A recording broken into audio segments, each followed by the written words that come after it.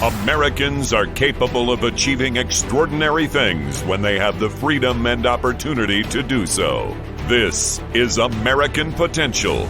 And here's your host, Jeff Crank.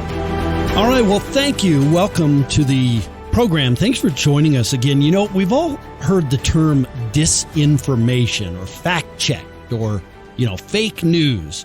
But who should be able to decide if you get to see that information? You, a private company, or the government? Well, I know it's frustrating sometimes, but it's one thing from a private company to label information as disinformation because the consumer has a voice and they can use their time and money to make a different decision. They can go use a different platform or buy a different product if they don't like the one in question. But it is different when it seems that the government is trying to censor information. There's almost no right guaranteed to the American people by the Bill of Rights more venerated than the First Amendment's right to freedom of speech, which prohibits government from making laws which infringe upon free speech. That's the bedrock of our American constitutional framework. And last year, the Department of Homeland Security announced a Disinformation Governance Board. That kind of scary sounding. You probably remember that. And there were a lot of questions, the biggest being who decides what is disinformation? What was the board's mission? What was their goals? Last year, when the board was announced, Americans for Prosperity Foundation filed a Freedom of Information Act request to see if they could find answers to these questions and determine how much of a threat this board is to Americans' First Amendment rights.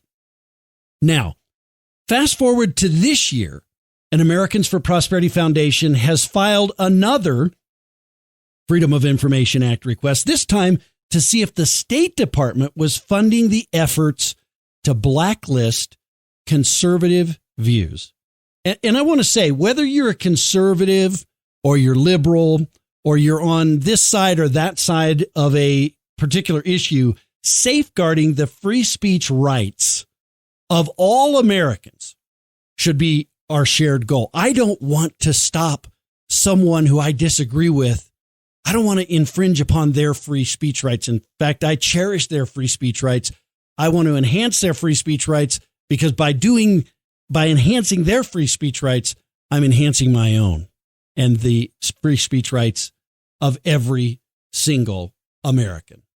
Now, a government willing to violate the free speech rights of those with whom you disagree will soon be violating your free speech rights as well. Now, two State Department entities have paid a British nonprofit Global Disinformation Index, or GDI, $330,000. GDI and its U.S. affiliates have pushed for major ad companies to not work with right-of-center news outlets because GDI has deemed these publications as quote-unquote disinformation. What a convenient way to simply shut down debate on an issue that the government doesn't like. Convenient if you hold the levers of power, but unconstitutional and not in the traditions of America. On today's podcast, we have Director of Investigations at Americans for Prosperity Foundation, Kevin Schmidt, to talk about these Freedom of Information Act requests and the concerns that they have raised. Kevin, thanks for being with us. How are you? Good. Thanks for having me on, Jeff. Yeah. So did I frame this right? I mean, first of all, I want to talk about freedom of speech for just a quick second, and how important that is. And we have to defend the free speech rights. This is an insidious thing when we disagree with someone else and we say, well, we better cancel them. We better shut them down. I mean, in effect, we're shutting our own free speech rights down when we do that. Freedom of speech is the bedrock principle, or one of them, that America sits upon. Yeah, I agree completely. And, that's why we're able to have this conversation here about these important issues, is because we have the free speech rights. And it's kind of ironic that as our ability to have free speech online and elsewhere is growing, now the government is sort of looking at this sort of sideways, thinking, well, I'm not sure we like this as much anymore. We might have to look at ways to limit this. Yeah. Now, I want to talk to you about Americans for Prosperity Foundation. Tell me a little bit more about Americans for Prosperity Foundation and what it does. Sure. So our team at Americans for Prosperity Foundation, we use tools like federal and state freedom of information laws. We conduct oversight and hold officials accountable for things like waste, fraud, abuse, cronyism, violations of constitutional rights.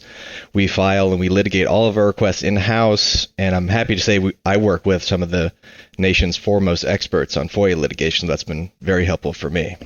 Yeah, and that's great work. I mean, obviously, and we see this all the time, government, it doesn't do good things sometimes when they do it in secret. And so the Freedom of Information Act at the federal level and, some of these open record laws around the country in states and counties and other places, it's really a powerful tool that isn't used enough across the country. But it sounds like Americans for Prosperity Foundation does use those, and not just in the federal area, but also in state. Is that right? That's right. We've most recently we've been working with the state chapter in Illinois. We've been helping them investigate the cronyism for the new Bears Stadium. Right. And in Kansas, we've been helping the state chapter look into a cronyism program called the Star Bond program. So we've got longstanding fights there where we're taking it to the state agency and the village in Illinois, where they've given us some records, but there's fights with the attorney general where we have appeals there trying to get more records out of them. Yeah, we did a podcast episode on the Bears Stadium, and so I'm glad to hear that you were helping them in that. Brian Costin joined us, and we talked about some of the great work that they're doing in that area. So let's talk about this a little bit. I mean, first of all, it really does cross a line. It crosses the First Amendment line, right? When it's the government like deciding what is disinformation or not disinformation. I mean, that really is a violation of the First Amendment, correct? Correct. I mean, there is some blurred lines, at least in terms of legally, in terms of what the government can do. Right. There are some very stark ones where if the government is funding a group explicitly to go after American speech, then that's a problem that violates the First Amendment. There are some other examples in the current debate right now where that's a little bit more blurry, but at least here, I think there's enough smoke here where that's why we put in the FOIA request, because if it's clear that they're doing what it looks like they're doing, that's very bad, and that's very highly likely to be a constitutional violation.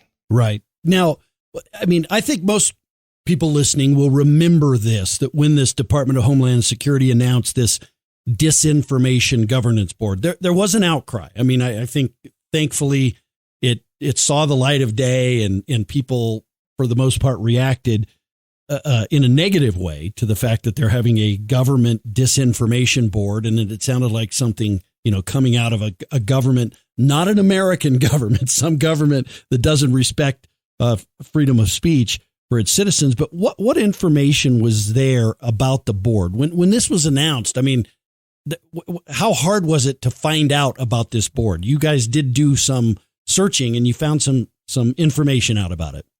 So we filed the FOIA request back last May. We're still in FOIA litigation there. We're getting rolling productions every month from DHS, and we have learned a few things. It's tough with DHS because in any federal agency is that they're going to withhold just about anything they can. So there's lots of blacked out pages, lots of information that they, in our opinion, should be releasing to us that they're not, which we're going to have to fight about later. A couple of things that we found is that there was some debate about the name. There are emails that they've given us where folks are like, we need to discuss the name. They redact the rest of it, what they're actually going to say about it. So there was some debate about the name. We know that they were working on issues like Ukraine and what they call irregular migration, which I assume is illegal immigration. And obviously those have lots of discussion here from American citizens. That's why it's so concerning. But there's obviously forward disinformation on those things as well. So, I mean, did you find, was this being used like to label certain people in America, or to label information from certain groups as disinformation? That's what we want to know. So when I mentioned Ukraine and irregular migration, those are two memos that we have. Those are the two things that they stood up meetings for before it got shut down. They've withheld those documents in full so far. So all we have is the title slides. But that is something that we're going to push for as this litigation goes farther. And this is very frustrating. The Freedom of Information Act, requires that they be forthcoming with this information. And it seems like despite that, a lot of federal agencies continue to fight and stall and not give this information to the people that are requesting it. Right. There's an exemption called Exemption 5, which covers what's called the deliberative process, sort of like the give and take of giving and receiving advice. It also covers attorney work product or attorney-client privilege. And this is the exemption that most documents fall into, either rightly or incorrectly. And what it's called the withhold it because you want to exemption.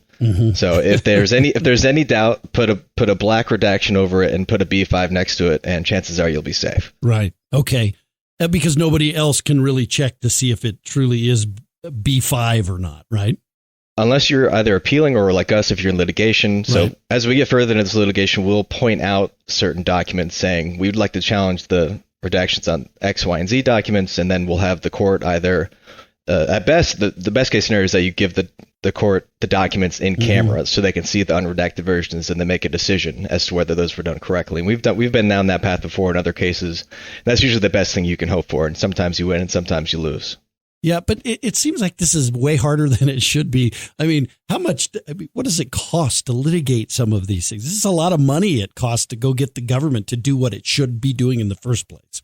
Right. I mean, it's certainly a lot of time, and there's filing fees. If we didn't have in-house attorneys, it would be thousands upon thousands of dollars. And then obviously on the government taxpayer side, there's costs there. Whereas if they could just release the documents, because there's also something in the FOIA reform bill a few years back, they added what's called a foreseeable harm standard. And what that means is that even if you can withhold it under an exemption, you have to look and make sure it doesn't violate some foreseeable harm. Basically, the idea was to try to say, even if it meets this exact standard, you should still think about releasing it if it doesn't harm an interest. And for the most part, agencies are not doing that very well or at all. Right. Okay. So did you have other groups, advocates of civil liberties, that also raised concern over this Disinformation Governance Board? It wasn't Americans for Prosperity Foundation alone by itself on this. There were other groups that came out and supporters of the efforts that you're doing, right? That's right. When the board was announced, it was pretty bipartisan, or at least there's a cross-ideological set of groups. The ACLU, the Brennan Center, Protect Democracy from like the more left side, then obviously us and the Heritage Foundation and other groups on the right. There was a fairly strong set of pushback, more than I actually thought there was going to be, but I was actually surprised to see all these groups come out strongly against the board. Yeah, and across like ideological spectrum, right? There were people who traditionally are considered on the left, some on the right, that came out and opposed this. Correct, that's right. I mean, having the ACL and the Heritage Foundation and the Americans for Prosperity Foundation all in one issue is something that doesn't happen very often, but it's good to see. That's right. Okay, Kevin. Okay, so through the information that was released, you all found out that Secretary Mayorkas, the Secretary of Homeland Security, was exchanging information through a personal email account rather than through the federal. Because is there some provision that's exempted from FOIA? Tell me about that. What did you learn in that regard? So in I think our second document production, we saw that a couple of emails were forwarded through. The main one was what was called a press roundup, which is usually just a roundup of press clips, but they redacted a bunch of information within those news stories, which was curious. And then we found out further in the chain that someone within DHS forwarded that email to Mayorkas to his private account, and he responded from that account. And that was captured, obviously, because it's there. But what we don't know is that if they knew to forward it to that private account, chances are they've done it before. And under FOIA, under the Federal Records Act, those are federal records. Those are things you have to produce if requested. They have to be saved. But the problem is that we don't know how much is there in that private account. We know it was used. We know that they know what that email is, and chances are they've done it before. And that's why I think we had to request more information. And so that'll come out, you think, through the litigation? Correct. So we have a lawsuit we filed there for that specific request. And ideally, we can get a judge to give us an order preserving the records in that account, and then that way we can search from there. Gotcha. Okay. Now, you later went on, Americans for Prosperity Foundation went on and filed another Freedom of Information Act request, but this time with it involved the State Department. And what did you request in that regard with the State Department? So at the state, we sent two requests. One was to the Global Engagement Center within the State Department, which is in sort of an interagency working group housed the state working on disinformation issues. The other one was to the National Endowment for Democracy, which is funded by the State Department, but is technically a nonprofit, but it's statutorily subject to FOIA. We sent requests to both those places because they are funding what you mentioned earlier, the Global Disinformation Index, which was blacklisting conservative news sites.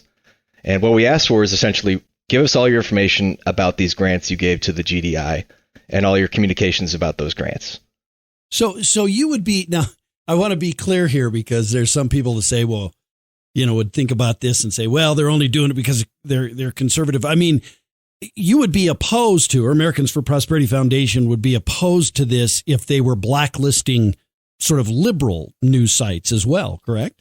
Blacklisting anyone. Yeah. Regardless of their political views. This is not something the government should be doing. Right. Yeah. I mean, it's particularly distasteful that they're using taxpayer money and then, trying to then have the government put a brand or a label on certain taxpayers who pay taxes that what they're putting out is disinformation. I mean, that to me, that's kind of a pretty clear violation of the First Amendment and what the First Amendment means. Do you agree with that? I agree with that. So their defense, at least, so only the National Endowment for Democracy has explained its sort of piece in this, and they say the grant was for foreign work, and at least a couple weeks ago they announced that they were no longer giving grants to GDI. We have not heard yet from the Global Engagement Center. Apparently, they're giving a congressional briefing on this issue on Wednesday, so we might not know more then. But the fact that they haven't made a similar promise like NED did is troubling because they could come out today and say, we funded foreign stuff. It wasn't for domestic things. We're no longer going to fund this. But they have not done so. So that's why I think it's important. Number one, we can't take these officials at their word. Whether it's the State Department or DHS, there's no credibility with the federal government on these issues. So we're going to have to go through and make sure we get all these documents from them, make sure that they said what they're doing is correct and not violating the First Amendment. Yeah. So as you look at this, you said that they came out and said the National Endowment for Democracy says they're not going to do any more grants to GDI. That never would have happened if you hadn't done this Freedom of Information Act request. Would you agree? I mean, I agree with that. It's one of the reasons we work in this space. Yeah, right. Number one, you want the documents, but number two, you want to raise the transaction cost for bad policy. Right. And whether that's here at the State Department or elsewhere, it's a way to raise attention to these issues and show state actors that they're doing something wrong and they should rethink what they're doing. Yeah. Well, I mean, first of all, as a taxpayer, thank you for doing that. And these are the kinds of things. This is what being a watchdog is all about. And so I thank you for doing that. What is this Global Disinformation Index? What does it do? What is it about? So from what I've read in the Examiner and the slide decks that have been discussed, it looks like when they decide things are misinformation, and they had a group of 10 conservative news sites that were disinformation, including the Washington Examiner, had Reason Magazine on there. And what they were doing is that they were flagging advertisements that appear on those shows. Like, say there was an advertisement for Amazon, and they would circle that advertisement and say, "Hey, look, Amazon, your ad is showing up on this what they call disinformation, whether it's Reason Magazine or whatever." And then they would sort of use that to pressure them to stop doing that.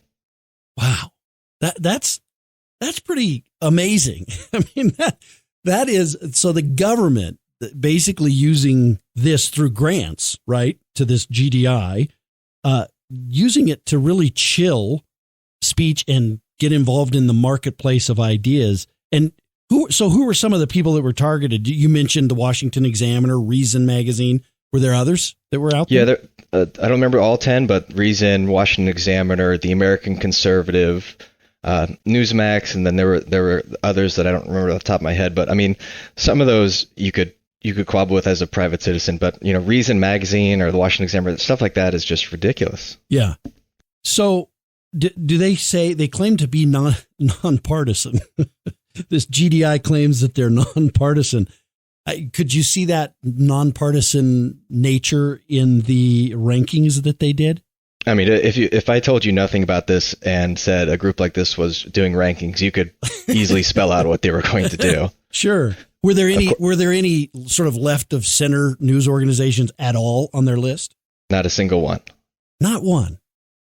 So this wasn't really a thing about disinformation. See, it's all about who gets to label something as disinformation. And that's what's frustrating, I think, to the American people is, it should be a free flow of ideas. I think people feel that they're smart enough to make decisions about stuff and whether it's true or not true.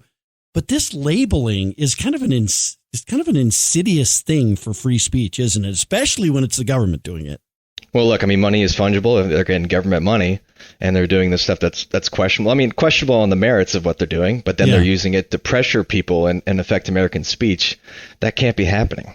Were you able to find instances where the pressure worked? Like, did the Washington Examiner or Reason Magazine look at this and say, oh yeah, you're right, we probably ought to not take this advertisement? Did you find any instances of that or not yet? I didn't. I recall, at least with regard to the Examiner, that the issue that they flagged was a story about trans rights, I think written by a commentary writer, which is what was funny about it. But obviously they were upset about the point of view of the opinion editorial written by Quinn Hillier, I believe. Mm-hmm. And they flagged that as disinformation, even though it seems like it's just they didn't like the opinion that they read there. Yeah. And, I mean, to relate this to something, and I don't want to get into the whole COVID thing and where it was started and all of that, but, there's lots of stuff coming out today that a year ago or 2 years ago was labeled as disinformation. And we're finding out that a lot of it was accurate and true, whether it's with regard to that or not. And that's the danger of labeling things as disinformation or misinformation and having this sort of, I don't know, seal of approval, and particularly a government seal of approval. It is, we don't know all the answers until we kind of figure out all the facts. And it seems like sometimes this is used to cover things up. And again, I'm not talking about anything specific there, but there are lots of instances where that's the case. Something was said, it was disinformation, and later we found out, well, no, it actually seemed to be correct. That's right. And the most pernicious part is that the disinformation or the lies or the massaging of the truth that comes from the government, that never gets flagged. There's no disinformation flags on, State Department tweets or tweets from folks at the CDC. None of that's ever happened. Yeah. It only happens when the government, essentially forces private actors to work on their behalf to do it. Which wasn't that the reason that our founding fathers set up the First Amendment, right? So that the government wasn't the arbiter of truth. There were watchdogs, there were differing opinions, and citizens were in charge of those opinions rather than the government. I mean, it seems to me that's the whole reason we have a First Amendment. Exactly. And if I can give you one more example. Yeah. There was litigation between State Attorney General and the New Civil Liberties Alliance against the government, basically on these COVID issues and using the government to silence social media, folks on social media. Right. And if you remember, one of the things that came out, I think it was last July of 2021, mm-hmm. President Biden came out and accused Facebook of killing people with misinformation. Mm-hmm. And that looked curious at the time. It looked bad. But then after the emails came out during discovery, apparently the Biden White House officials had been emailing Facebook for months before that, saying, you need to do more. You need to take down these certain people on your platform, make sure they don't appear in search. And Facebook, for the most part, said, we have a disagreement of opinion here. We're not going to do as much as you want us to do. Of course, that made them mad. And then what happens after that is that President Biden accuses them on TV of killing people. Right. Maybe that's not something you could win in court as a violation of First Amendment, but it's something that should be wrong, that should be held accountable for, which I'm not sure we can under current precedent. But that's what struck me. That's always stuck out to me over the last few years in this debate. Yeah. And, I think we've answered the question about why people should be concerned about this. But if let's say you're listening to this podcast and you're left of center. I mean, it would be easy to say, well, it's good for them. They deserve it. We've weaponized government against them, all that. But take a second and tell folks, maybe to a listener who's hearing this and is left of center, why this is bad for them too. Well, I mean, if you recall recently, under the Trump administration, there was issues where his White House was asking Twitter to take down certain pieces of content. So the administrative state and the presidency isn't always going to be on your side. It might seem like it is, but that can change, and then this can flip on a dime, and it could be left of center speech that's targeted. And isn't it really about who's in charge? Is it the government in charge of ideas, or is it the citizens and the people that are in charge? I mean, that's what the First Amendment is about, and I think that's really what this issue gets down to is, should we have a free, honest, open debate about it and reasonable people can disagree, or does the government just tell us, well, these people are right and these people are wrong? Because that's kind of what, all these wars have been fought to preserve through the years and what our founding fathers set out in the First Amendment. That's right. And I think that's why there's been some discussion moving forward on how we can sort of fix these issues, because at least so far, it doesn't seem to be a great way to do it through the courts.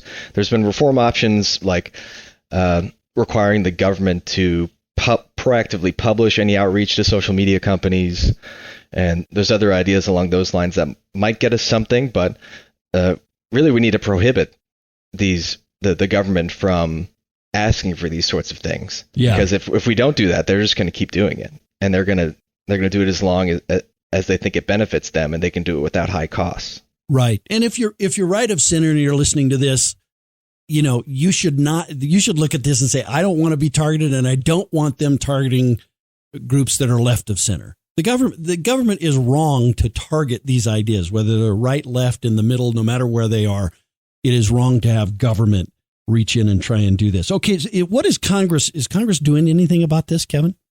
They're doing inquiries similar. They've been asking for documents and testimony, and they're working behind the scenes right now, at least on the most recent issue.